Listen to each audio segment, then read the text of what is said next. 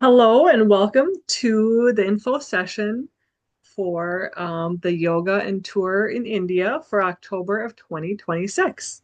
Tonight I will be running over our itinerary, answering some questions, and I have a past trip participant from 2 years ago who is here to give some of her perspective as a first timer to India. So that'll be really helpful. So let's get into it. So the purpose of the trip is really to see some of India's iconic landmarks. We'll be exploring the Golden Triangle, including the Taj Mahal, the vibrant city of Jaipur, and the capital of Delhi, and just really immersing ourselves in India's rich culture and history. We're going to deepen our yoga and meditation practice by staying at an ashram. We'll talk about that in a little bit more in a little bit. And the purpose of the trip is really to balance adventure and exploration with inner connection and reflection, the excitement of travel, but also rejuvenation. And to also create community and shared experience of like-minded people and build connections and memories. So some of the pictures you'll see are from the last trip we took 2 years ago. The trip dates are October 5th through the 18th of 2026, so a solid 2 weeks.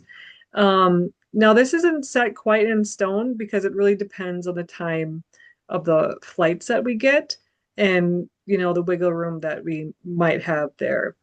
The flight is um, 16 hours about. I've done it two ways. One is to break it up into two 8-hour flights, and the other is to take a flight to Chicago and then directly to Delhi. Now, depending on where you're coming from, maybe if you're flying from New York City, for example, there's direct flights from there too. So it also depends on where you're coming from. But we'll all meet in Delhi if we're not on the same flight, and we'll be sure you get there safely and transported safely. And again, depending on what time the flight gets in, we may have an extra day to explore Delhi, or we might set off directly for the Golden Triangle tour. Last time we did the tour, it was 3 nights, 4 days. There's possibly an option of doing a 5-day Golden Triangle tour. I'm still looking into different options. And then about day 8 to 13, so the trip is kind of split into half, the Golden Triangle, and then Rishikesh, which we'll talk about. And then 14, the last day, will begin our journey home, which you go backwards in time, so you arrive about the same time you leave. It's really weird. So the first 1 to 2 days is travel, because we're going ahead 12 hours and the flight is 16. So we lose time going there. Um, I don't have a recommended flight number at this time because they haven't posted the flights for that time period. So that's to be determined. There is a visa required ahead of time. Some countries you can go and just land and go, like Mexico or Canada or Europe in certain places, but India, you do need to apply for a visa before you travel.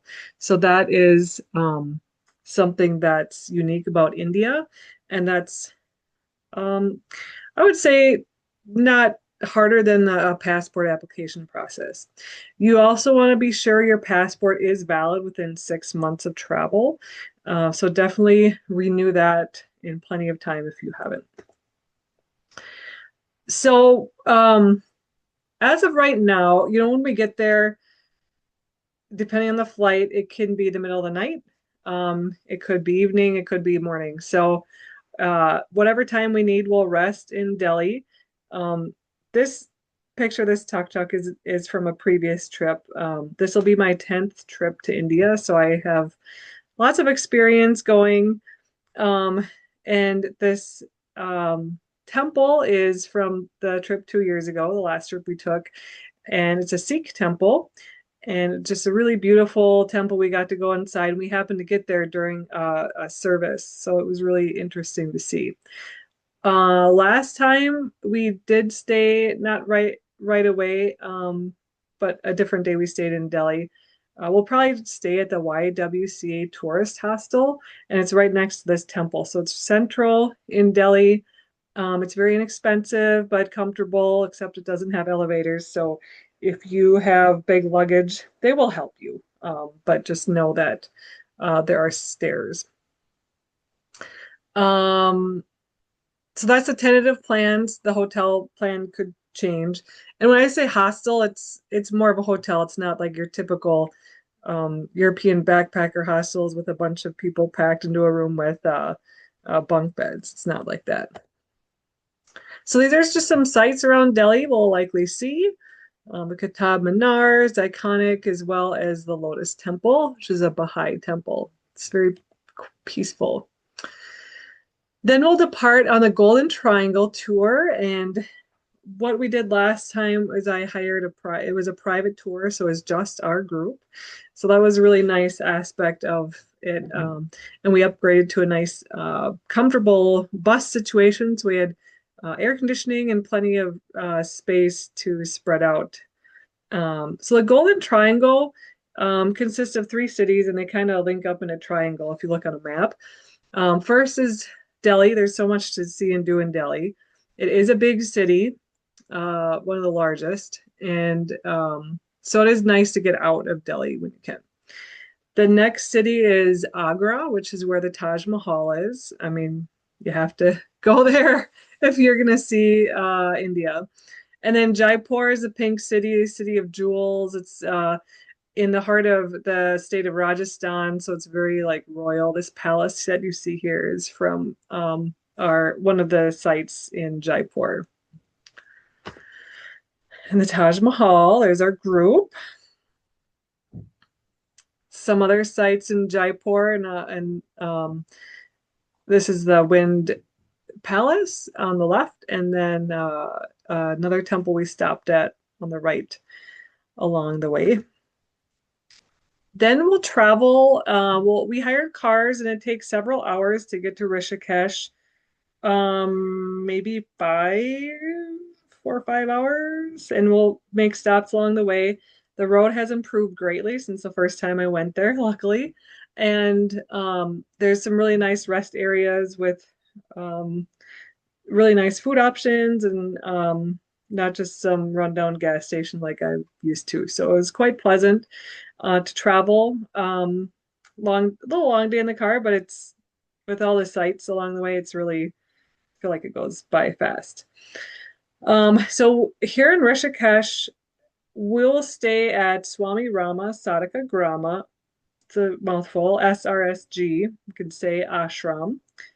And last time we did have the option of a consultation with an Ayurvedic doctor if treatment allowed. And it was nice to do, but the ashram has kind of changed a little bit. They really want you to immerse yourself in the ashram experience. So, so going outside and exploring and doing other things outside the schedule was kind of discouraged. So what I'm thinking is what we'll do is we'll spend the first few days at the ashram. There's a 3-night minimum, and which is fine because you really want to get into the culture. And then we can go stay at a different site in Rishikesh, and explore Rishikesh some more. So that's one change I'm proposing. And you can do all or nothing on this schedule, but if you really want to get into the philosophy and practice of yoga and meditation, it's really nice to follow the schedule. They do really like you to attend the philosophy classes, and they're really interesting, especially if you don't know much about yoga philosophy. They're kind of foundational, like why we practice, what is hatha yoga, and that kind of thing. I find the ashram it's like my sanctuary. It's just a beautiful, quiet reprieve from the hustle and bustle of the streets and the sounds and the smells and everything else in India. can be sensory overload, to be quite honest, especially if it's your first time here. So ashram is just nice and peaceful. You can retreat. You can make the whole thing in silence if you wish. So that can be another added layer if you want to deepen your practice. These are just some sites around the ashram. You can see the schedule there. The top one is a fire ceremony, which our group did, right? We did that before we left, but this was at a like a special ceremony um, at a different time that I visited the ashram. Um, so this is what the ashram looks like, so you can get a nice visual. There's rows and rows of these cottages. This is the inside of the cottage. Uh, it may change a little bit, but this is a basic layout. You've got a kitchen area. There's two bathrooms, and the one we stayed at was a little bigger. In the bedrooms, there's two or three bedrooms that look kind of like this. So simple but clean and just really nice area. This is the meditation hall. I don't know if you can see my cursor, but in the back, top left picture in the way back, the big building is a meditation and yoga hall. And this down here, that was at the Ayurveda Center, a different trip, but just an example of what the food might look like. It's simple, so it's all vegetarian. So you'll have rice, usually a dal or lentil soup, some vegetables, roti or some kind of bread. So real simple but healthy, nourishing meals. And there's 3 meals a day. These are some sites in Rishikesh. Just the top left is it's called the Beatles Ashram, and I was hoping to get there 2 years ago, and the schedule didn't allow it. Um, and it is where the Beatles came to stay at the Maharishi Ashram, and they wrote the entire White Album. So it's kind of in ruins, but you can go there, and it's just kind of cool to see. The bottom left, we did take an excursion away from the ashram to see um, this nightly prayer ceremony for the Ganges River, and it was really a beautiful and moving ceremony. This is probably one of my favorite pictures I took. Um, and then on the right hand are just some scenes around Rishikesh, the Ganges River, very holy place, and some more monkeys everywhere. Yeah, we'll talk about monkey, how to interact with monkeys or not interact, rather, if you end up going. So again, it might be possible to do some Ayurveda services with a consultation, maybe a massage. The doctors are Mumgain, Mr. and Mrs. Dr. Mumgain. They have an Ayurveda clinic. I've known them for years and years. They're lovely people. And this would not be included in the price of the trip, but it's very inexpensive. I believe it was like 40 or $60 for a massage and a chat with the doctor. It's a 10-minute walk from the ashram, so that can be discussed if we are able to do that. And then the last day is a journey home, which is long. A couple more, just some of my pictures over the years. There's a lot to take in. Okay, so some questions. 1 second here. Okay, I thought there was somebody trying to get into our meeting. Okay, sorry. Okay, just like what's included. The trip cost is $3,456. That includes any ground transportation and airport transfers within India, the trip up to Rishikesh, the lodging, all the hotels and the ashram and the Golden Triangle tour, and then meals are included. Alcohol, if you wish, that is on your own. I won't pay for that just because Well, it's not very yogic, and in fact, alcohol is not allowed in the ashram. Okay, what is your responsibility? Airfare. Question about airfare. Over the 10 years or 10 times that 9 times I've gone, airfare has averaged around $1,200. Um, this last time there was a quick sale from Air India for $900 and I booked it immediately. What I like to do is starting about now or about a year from the trip, so maybe next month I'll start tracking prices on Google Flights and you can just put in the dates and then get notifications of flight changes. And that's for like any airline. I've flown several airlines. I've flown Air India, um, Delta or KLM, and American, I believe. I don't know if I've done United. Um, I've also heard great things about Emirates and there's one other one. But I'm not. I mean, I'm open to any, whatever looks good for price. Your visa cost. Now, I didn't apply for the visa because I had a 10-year visa. So, Cindy, do you remember how much that cost?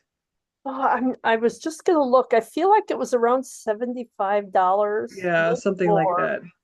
that. Um, but I'm gonna look and see if I can find it while we're talking. Okay. So yeah, it's about that. I mean, it wouldn't be like $300 or something. Your passport. So if you need a passport, that I haven't needed one for a long time. So they're good for 10 years if you're an adult. So I don't know what the going rate is these days. Um, any tips? I would, you know, a lot of people like tips, like hotel people and like our Golden Triangle tour. It'd be nice to contribute to that. Um, things are very inexpensive in India. I mean, the biggest expense is getting there. But any spending money that you might want, now that can vary. Like the first time I went to India, I came home with a suitcase full of stuff. I just went crazy buying stuff at the market. So, but if you're not somebody who spends money, you're not going to need much money at all. And Cindy can say something about that for her own. Yeah, I took $500 cash, but when we got to the airport, I only converted $200 to tip me Rupees. rupees. And I never had to get more. In fact, I think I had like 40 American dollars left from that original 200. So, Yeah. and I bought a few things and I paid for some of the treatments at the Ayurvedic clinic. I feel like that was $52 total with the herbs that I brought back. Hmm. Uh, but yeah, I was surprised. I took more than I needed and I didn't need as much as I expected. Yeah, and I mean, so it's highly personal if you like to buy stuff. I mean, most places like on the street, cash, always. If you're going into like a store or like a temp like others like clothing stores or some of the shops they bring that are a little higher end, will take cards. But the thing about India is that the electricity is and Wi-Fi is kind of variable. So even if somebody takes a card, it might not be working at the time. Um, so that's kind of tricky. But yeah, it's very personal how much money you do want to spend. I would recommend international health insurance. I got a plan through Allianz. They're not affiliated with me or anything, but or you can shop around if you want. But in doing some research along with Cindy, it seemed to be the best deal. And then you will want to visit the travel clinic. Make sure you're up on immunizations. So what is recommended? Just off the top of my head, I'm not on the CDC website, but my past experience, any vaccine that you would normally be up for, you want to be sure you have hepatitis A, which is foodborne illness and typhoid, which is also foodborne. Um, you know, you may or may not need malaria prophylaxis. We're going to be kind of farther north than we might need. Those mosquitoes don't really. I mean, we are coming off a monsoon season, but I don't think I took it. If we were going to the jungle area of India, I'd say yeah, for sure. I also, rabies is also a possibility, and that's a two or three series vaccine. There's a lot of dogs and monkeys that run around, so if they pretty much keep to themselves, but if there's an accident that happened, with an animal, you can consider that. What am I missing? A traveler's diarrhea. I carried medicine for that, didn't need it. I don't think anybody got sick in that sense, so we were all very careful. And if you do go, I have extensive tips and tricks to not get sick. So, do you have anything to add? Um, let me find my screen where there. Let's see. Airfare, I was just looking at mine. I paid $8.94 for my flight from Chicago to India, and it was like $3.99 from Minneapolis to Chicago. So that was good. The price of the visa I haven't found yet, but I did the e-visa, which was all online. And there are some specific things you have to make sure you mark and don't mark. So when you get to that point, reach out to Tiffany or me, probably, because Tiffany, you haven't done the e-visa, but you can reach out to me and I can look through mine and remind you things. There were just a couple things that I thought were a little tricky. The Mm-hmm. passport, I went to, for the visa, back to the visa, you need passport photos for the visa. And I went to CVS for the passport photos. I went to CVS in Mankato. And the first set I came home with, and I felt they were too blurry. And I didn't even apply yet. And I went back and I said, these are blurry. And they said, oh, but it's all green checks, they're fine. And I'm like, no, they're not fine. And I made them retake them because I could tell they would be rejected. If they look blurry to me, they're Mm-hmm. going to reject. So making sure those are very clear. And they were about $24. They did not charge me for the second ones because I kind of insisted they owed me clear ones. Mm-hmm. The passport I already had. The tips, keep a pocket full of rupees, because even like if I was out taking pictures at a site we were touring, if I would take a picture of a woman there doing whatever, after I took the picture, she'd hold out her hand and go, money. And so I was a little more careful in photographing people kind of obviously after that. But I did give money if they asked. Not a lot, just a coin of some kind.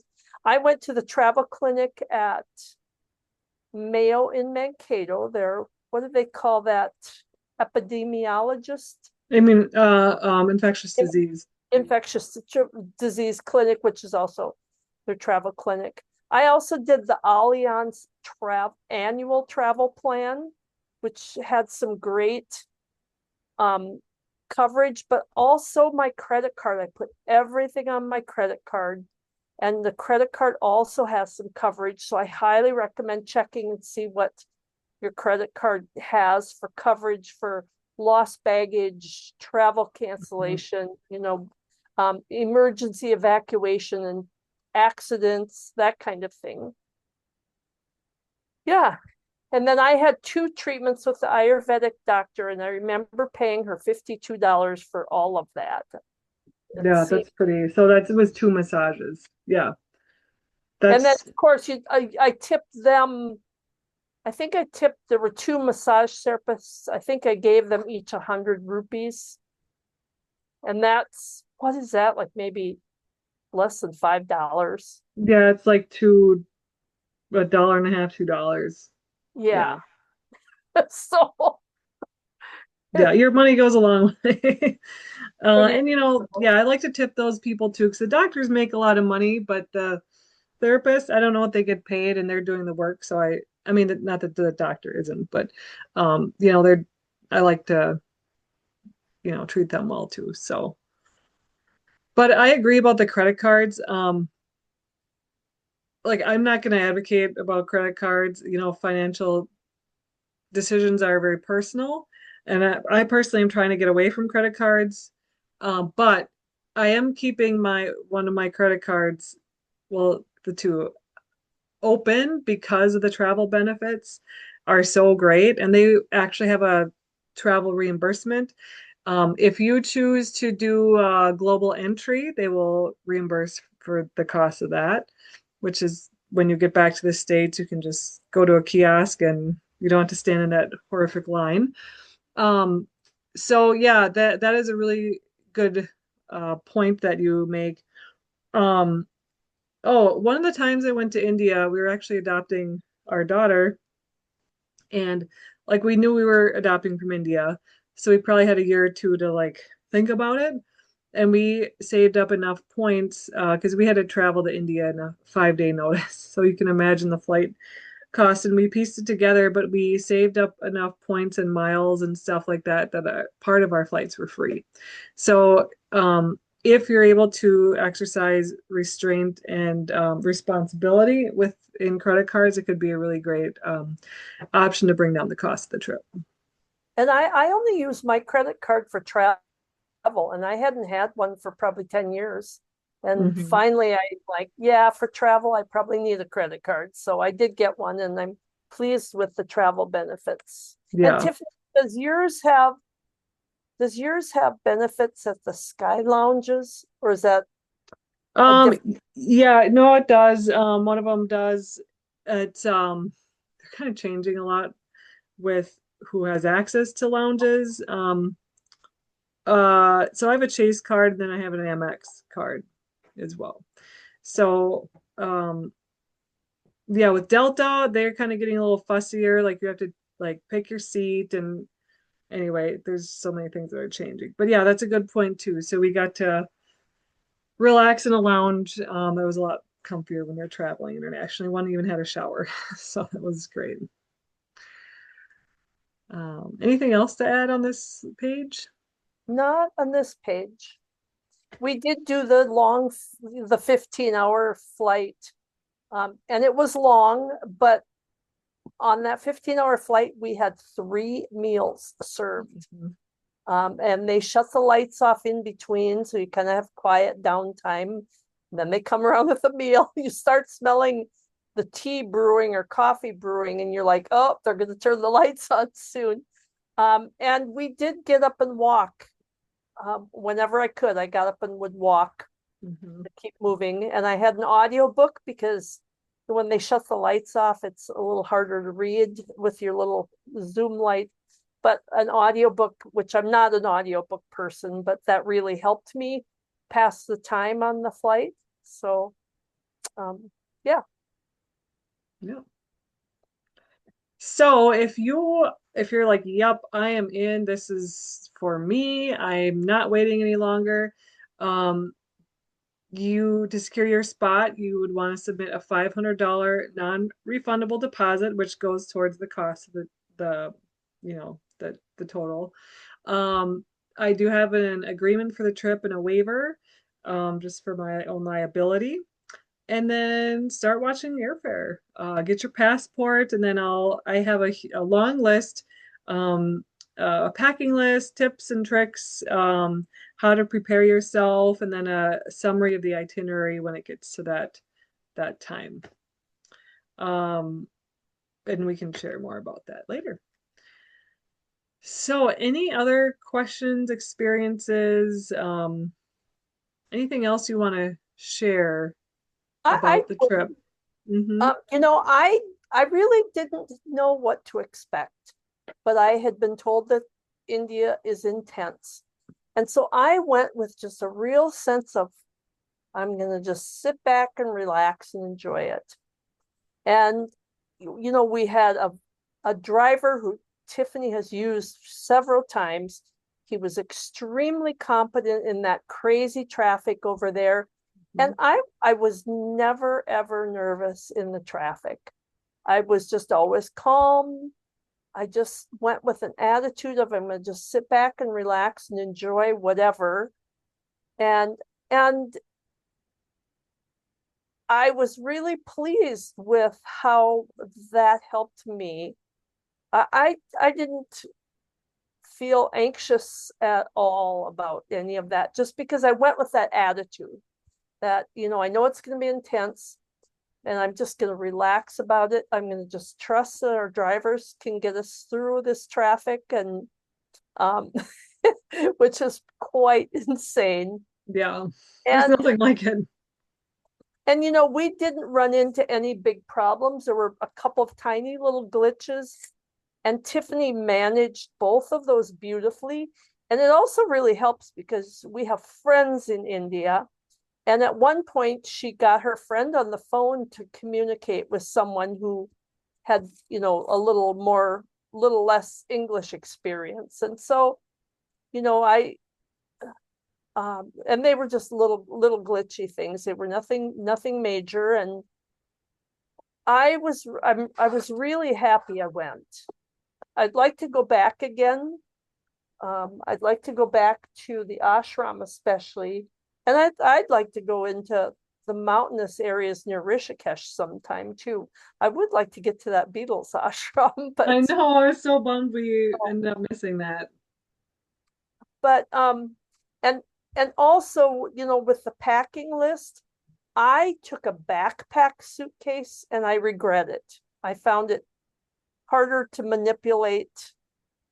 I've used it on other trips, but in India, I I would take a roller bag next time, my personal choice. And um, I had made the mistake of taking like some knit t-shirt type long sleeve shirts, way too warm, because it was warm there. Now, like, this is that athletic fabric. I would definitely take more stuff like this that feels a little cooler, or linen, or you know just cotton. Um, and and because you dress more modestly there, you don't wear shorts or anything like that. So you're wearing long pants, and it did get quite warm there. Yep. Uh, and I wore tie tennis shoes, and I would find some good walking shoes that I could just slip in and out of, because every time you go in a temple or somewhere, you have to take your shoes off. And so here I was bending over, untying my shoes every time. And Mhm. Um, so I personally would choose to find something that didn't have to be tied, that I could slip in and out of, but were very comfortable. Yes, I know a lot of people talk about those Skechers tennis shoes that you can slip in and out of Oh, okay. easily. And at home I wear my Birkenstocks a lot. I wouldn't do it there just because, I mean, it's dirty in some places. I mean, not where we stayed. The hotels we stayed in were five-star hotels. Um, the YWCA was a very basic but very clean. That wasn't a five-star hotel, but a very clean facility, and I felt very safe and comfortable there. And but yeah, just making sure you're taking things that are long sleeves and long pants, but with a fabric that won't feel hot and sticky. Mhm. Probably my biggest regrets were, and I always take too much, Yeah, I do too. but I had like three outfits that I just kept wearing over and over and over. So Yeah, and it there are, I mean, speaking of that, I mean, we're moving quite a bit during the Golden Triangle tour, so there's not a lot of time to get laundry service. The ashram, they might have a laundry service, but we just wash it in a bucket and they have drying racks so. It's what I did. Hmm. Um, we we encountered almost all modern toilets. I Hmm. think it was in that one restaurant on in that had um those other kind of toilets. Tiffany, do you remember? Um, One restaurant on the Golden Triangle tour where we sat in a lower room and had those platters, whatever you called it. And, oh yeah, yeah, yeah, yeah, and yeah. there It's more and of a local place. yeah, so that was it was a great place. The food was fantastic. But that was I think my only experience with you having to use a squat toilet. Yeah, or and like rest stops, they had some, but they were optional, like they had Right. both. Yeah. They had So both. Yeah, the rest stops were beautiful. They were yeah, like they're pretty new. modern rest stops, like you'd Hmm. find in the city. And often there would be someone in there cleaning who you would tip. Yeah, that's right. Those tips come in handy too for bathroom attendants Yep. and things like that. Keeping So keeping some rupee coins, or well, I mean even the bills are some of them are smaller, yeah, but yeah. just and I loved the ashram. Um, Hmm. in which I say that even though I wasn't used to sitting, I don't meditate on the floor because it's uncomfortable for me. And I ended up having a lot of sore back from sitting too much. And then I got to the point where I'm like, no, I'm just going to sit in a chair. And they had chairs and they had all kinds of cushions, things you could adjust with. But I really did enjoy the ashram. But I think you're right, Tiffany. Being able to go to the Ganges River, being able to go to the arti, that prayer Hmm. ceremony, um, would be nice.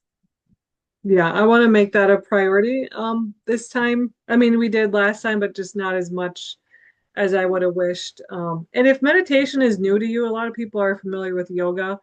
They have they're used to working with people who are new to meditation. So Um, if there's a half hour meditation, there's often an option for guided meditation, which is a nice way for people to start if you're not familiar with meditation. And like she said, sitting on the floor, you don't have to. You can sit in a chair, you can sit however you want to. So they have plenty of choices. It's not like you have to, in the old Zen style where you have to sit up straight and don't move or somebody's going to whack you with a stick. It's it's not like that. And I'd also like to say that this ashram is affiliated with the Minneapolis Meditation Center. So this is not just a random ashram that Tiffany picked out of, a list of ashrams in Rishikesh, because Rishikesh is the ashram city. The Um, home of yoga. Yep. this is affiliated. In fact, the Swami, who's in the head of the SRSG, was just here in Minneapolis, and Tiffany and I both had opportunities to visit with him while he was here, and a lot of people at the Minneapolis Meditation Center go back and forth, and Hmm. and they have a wonderful bookstore at the Hmm. ashram in India.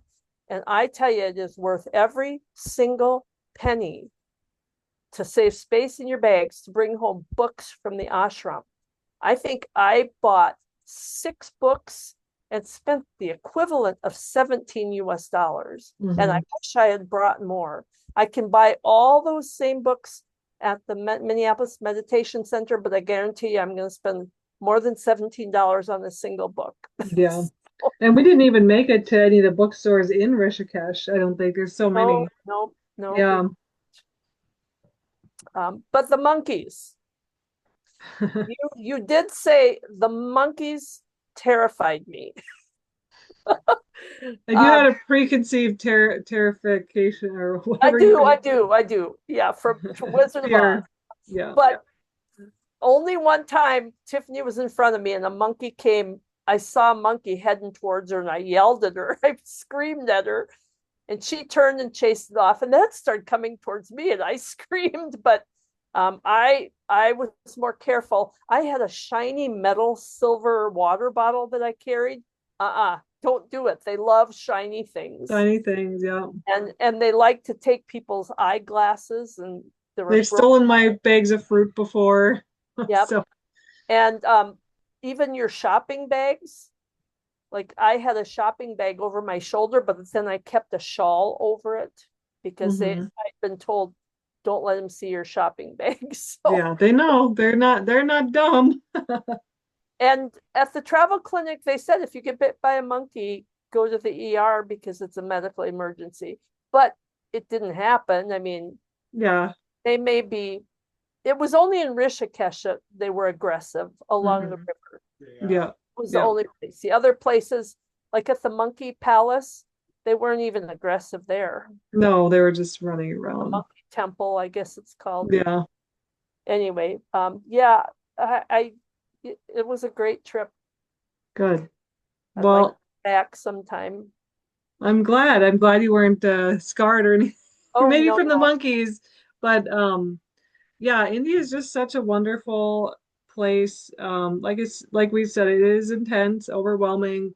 Um, to the senses, I would say is the biggest thing I noticed. The smells, the sounds, the sights, like the colors, But there's a reason I keep going back and back and back it and was back. just it was fascinating seeing all of the people, from the people living on the streets in their beautiful, colorful saris to we had an opportunity to go to this beautiful high-rise apartment and have dinner with some friends while Tiffany and I did while we were there, and to see how higher end people lived. I mean, there's just such extremes that Mhm. are so baffling, um, and that's just India. Yeah, India is a huge dichotomy, is what I say. It's just, and everywhere we went, I was like, I wanted to know, is that sugar cane? What are those tall things growing? Just it was fascinating. And you'll be on a freeway with tractors and bicycles pulling trailers and cars and semis and people walking Oxen. across. It just so amazing. And Yeah. I just enjoyed sitting back and watching all of Mhm. that life happening. So, and trying not to make judgments about it. Yeah. Yeah. And then, I don't know, processing it on your own Mhm. time when you come back. And yeah, but well, this has been great. I appreciate your time. And if there's any other questions, please reach out to me, or if you have a question for Cindy, I can direct you that way as well. We always have a lot to share because India is just so there's such a depth to it. And the food, like, oh my gosh, so I was there, we were there for 2 weeks and I came back and wanted more. So I personally never got sick of the food. So hopefully you like Oh, Indian never, food. never. And I it took me 6 months to decide to go. And it's just because I was kind of overwhelmed by the process, having to get the visa and trying to figure out flights and all that. And I had to live by my own motto of eat the elephant one bite at a time. And And yeah. the first bite was when I booked the flight. And then after that it was like, okay, I can do one more thing. I can tackle this visa, and then I And can mhm. tackle the travel clinic. And it was not, and looking back, I'm like, why was I intimidated by all that? But And I'm here to help you every step of the way. That's part of why I wanted to organize this trip so other people could experience India. Um, because the first two times I went was with an organized group. And I'm so glad I did because I couldn't imagine going to a country like this on my own. And especially as a woman, I wouldn't advise it, honestly. There's still a lot of sexism that happens. And I wouldn't even know what to do. Or some people are more adventurous, but I was really glad I went with a group the first couple of times. And then I felt comfortable going back on my own. and if you do decide to go, I would even recommend maybe checking out some of the meditation center programs. a lot of their program, their sessions and classes and ceremonies they do on Zoom, not all of them. But I do quite a bit on Zoom. Like they have a Sunday morning meditation, Mhm. and it would be really nice. I connected with the people after I'd been to the ashram, but it would be kind of fun to connect with some of the people ahead of time, and um, Mhm. that's an option. That's an option. But Yeah, and it's the same, it's the same, we call it a lineage of it's the Himalayan tradition of Hatha yoga. Yoga, the Hatha yoga lineage is, passed down from one person to the next, but it's not just yoga for movement, it's philosophy, it's about consciousness. It's very deep. It's not a religion. It's all religions are welcome at the ashram. And so it's transcends religion. It is spiritual. So it's a really deep and awesome practice. And yeah, it's a good suggestion, though. all right. Awesome. Well, I'll wrap it up. Thank you, everybody, for watching, and I can't wait to go back.